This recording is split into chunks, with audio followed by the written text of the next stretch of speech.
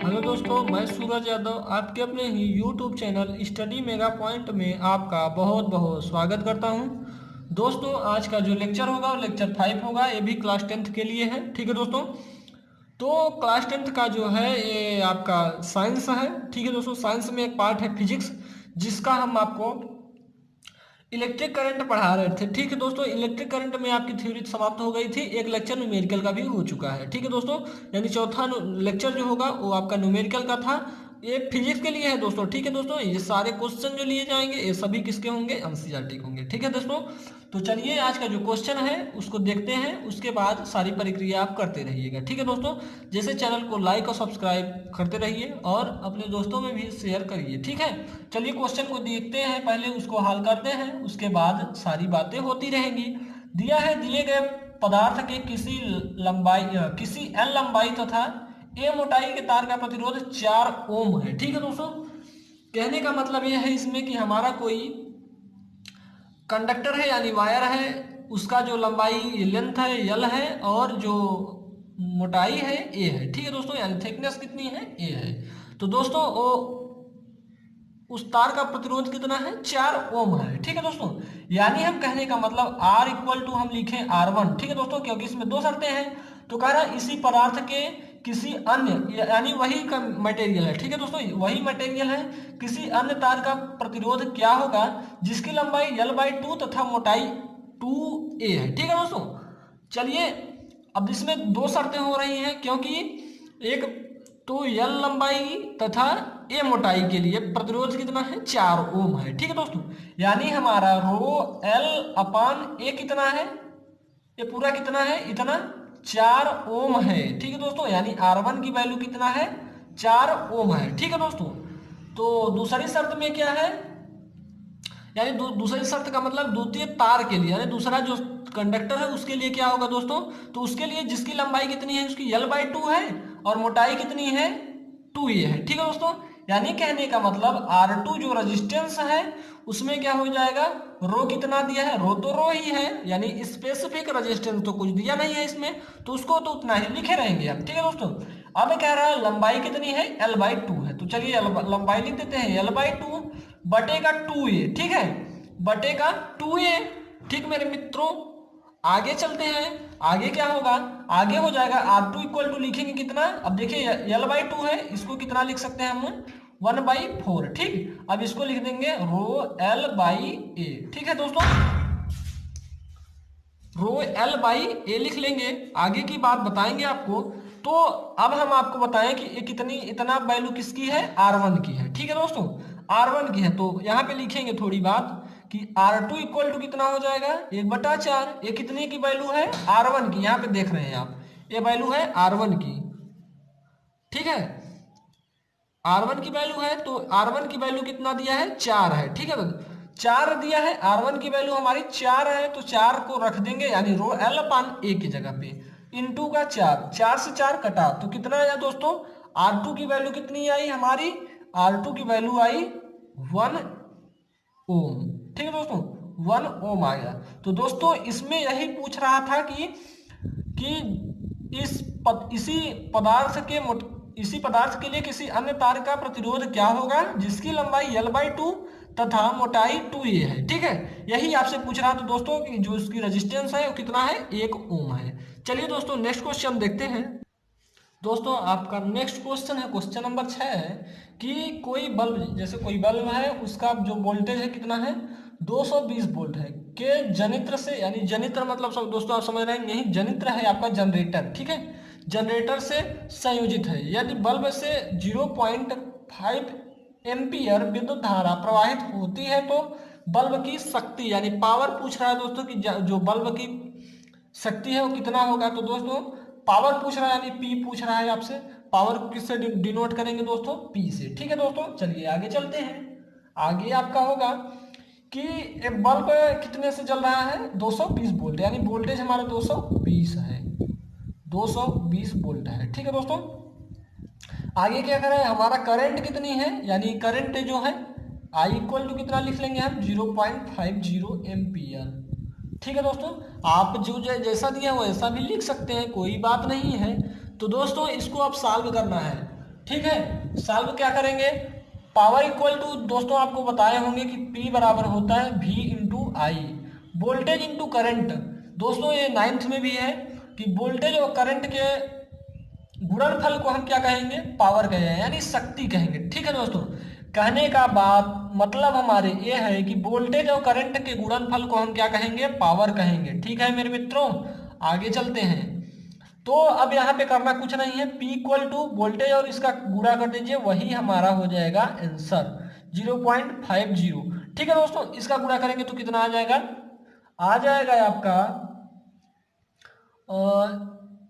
0 10 0 यानी 10 और 1 11, 110 वाट आएगा। ठीक है दोस्तों, 110 वाट आएगा। ठीक है दोस्तों, यहाँ पे गुणा करके आप देख सकते हैं, देखिए यहाँ दशमलव है, 0 5 में 2 का गुणा करेंगे 10 हो जाएगा, यानी फिर 0 और फिर गुणा करेंगे 5 दूना 10 हो जाएगा, और एक हासिल था दोस्तों 11 हो गया। ठीक है, और एक अंक पे दशमलव लगा देंगे, यानी हमारा 110 वाट आ जाएगा। चलिए दोस्तों आगे का क्वेश्चन देखते हैं, बहुत ही इंटरेस्टिंग क्वेश्चन होने वाले हैं दोस्तों। अब लेंगे आपका सीरीज और पैरेलल से। ठीक है दोस्तों आपका नेक्स्ट क्वेश्चन है, 7वां क्वेश्चन है, ये भी एनसीईआरटी का। ठीक है दोस्तों, एनसीईआरटी का क्वेश्चन है। ये कितने मार्क में आएगा दोस्तों, ये आपका आएगा 7 नंबर का क्वेश्चन है, 7 नंबर का तो क्वेश्चन है दोस्तों, इसे बहुत ही ध्यान से देखना है। ठीक है दोस्तों, बहुत ही ध्यान से देखना है।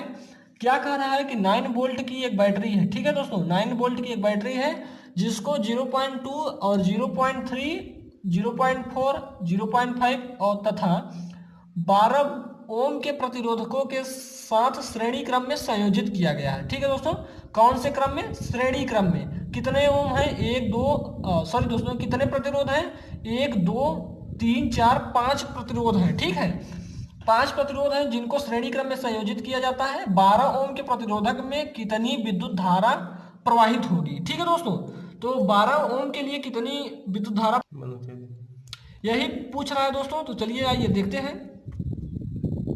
तो यहाँ पे आप देखेंगे कि जो पूछ रहा है हमारा 12 ओम के प्रतिरोध से कितनी विद्युत धारा प्रवाहित होगी। ठीक है, तो चलिए आगे जो चीजें दी हुई हैं उन्हें लिखते हैं, पहले फिगर के माध्यम से देखते हैं। ठीक है दोस्तों, चीजें बहुत अच्छी से समझ में आ जाएंगी। तो क्या कह रहा है कि जो हमारा 9 वोल्ट की वोल्टेज सोर्स है और प्रतिरोध जुड़े हुए हैं श्रेणी क्रम में। तो दोस्तों श्रेणी क्रम का कुछ फंडा यही है, कितने प्रतिरोध हैं, 1 2 3 4 5 प्रतिरोध, 5 यहाँ पे बना लेंगे, 3 4 5, और किससे जुड़े हुए हैं ये, वोल्टेज सोर्स से। ठीक है, कुछ वोल्टेज सोर्स यही है, वोल्टेज सोर्स कितना है, 9 वोल्ट का है। पहला प्रतिरोध यानी करंट, इसमें कुछ आई फ्लो हुई, जब सप्लाई दिया तो करंट तो फ्लो ही होगी। तो जो पहला प्रतिरोध है 0.2 ओम का है, और दूसरा जो है 0.3 का है, तीसरा है 0.4 ओम का है, और 0.5 का है, 0.5 का है, और 12 ओम का है। सभी ओम में है। ठीक है दोस्तों, सभी किस में है, ओम में है। हमने आपको बताया था कुछ ऐसे ऐसे पॉइंट होते थे। ठीक है दोस्तों, यहाँ से यहाँ तक का कुछ वोल्टेज होता था जिसे आप V1 कहते थे। ठीक है दोस्तों, और यहाँ से यहाँ तक का कुछ वोल्टेज होता था जिसे आप V2 कहते थे, और दोस्तों और यहाँ से यहाँ तक का V3, और दोस्तों यहाँ से V4 यहाँ तक का V5 है। यही आपके कुछ वोल्टेज हैं जो है। ठीक है दोस्तों, यही आपके कुछ वोल्टेज हैं जो इनमें कितना वोल्टेज लगेगा, इनमें इतने प्रतिरोध के लिए कितना वोल्टेज, इतने के लिए। और हमारा पूछ क्या रहा है दोस्तों, पूछ हमारा यही रहा है कि इतने का कितना प्रतिरोध होगा, वोल्टेज कितना करंट होगा। ठीक है दोस्तों, तो चलिए जानते हैं। पहले हम क्या निकालेंगे, पहले हम इन सभी को जोड़ लेंगे। ठीक है दोस्तों, तो सीरीज कॉम्बिनेशन में क्या होता है, यानी सीरीज संयोजन यानी श्रेणी क्रम संयोजन में दोस्तों प्रतिरोध कैसे जोड़ते हैं, श्रेणी क्रम में, यानी R equal to R1 plus R2 plus R3 plus R4 plus R5, क्योंकि 5 प्रतिरोध हैं, जितने भी प्रतिरोध होंगे अगर श्रेणी क्रम कह रहा है तो सभी ऐसे जुड़ते चले जाएंगे। ठीक है दोस्तों, चलिए आगे देखते हैं। R इक्वल टू R1 कितना दिया है, 0.2 ohm plus 0.3 ohm plus 0.4 ohm plus 0.5 ohm plus 12 दिया है। ठीक है दोस्तों, आगे की बात करते हैं। अब इन्हें जोड़ लीजिए आप, तो 3 और 2 5, 5 4 9, 9 5 14, ठीक है दोस्तों, 9 5 14 यानी 1.4 प्लस 12, ठीक है दोस्तों, इतना तो हो गया है आपका।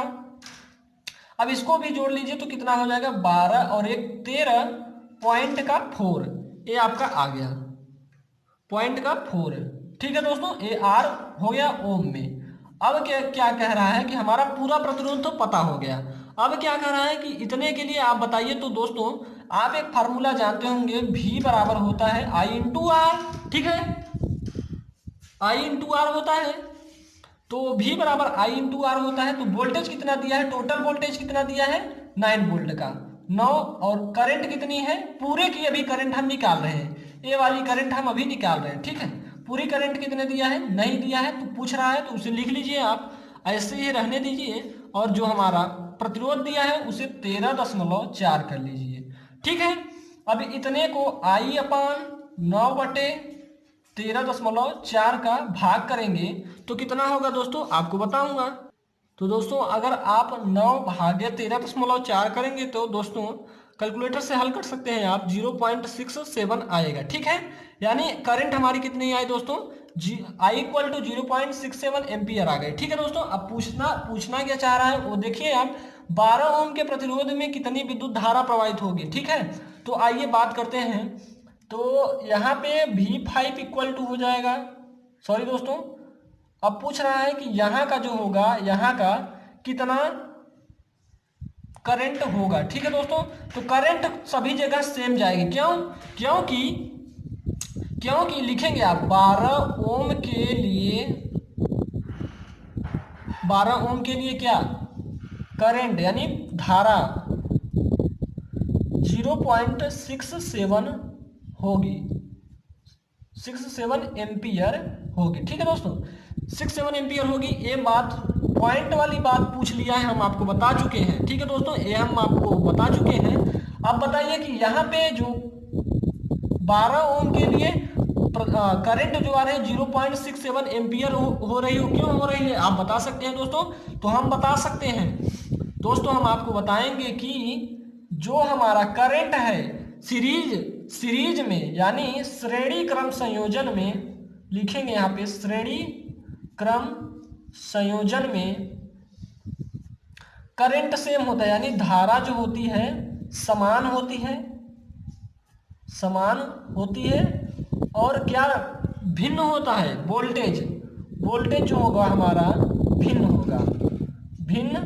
होगा, ठीक है दोस्तों, भिन्न होगा। कहने की बात यह है कि यहां से करंट चली सभी में सेम ही बहेगी, ठीक है, सभी में करंट सेम ही बहेगी, ठीक। तो यहाँ पे 12 ओम के लिए प्रतिरोध के लिए करंट कितनी हो जाएगी, 0.67 एम्पियर होगा, यही है दोस्तों आंसर आपका। तो चलिए दोस्तों आज के लिए इतना ही, मिलेंगे नेक्स्ट लेक्चर में इसके आगे का न्यूमेरिकल लेके, ठीक है दोस्तों।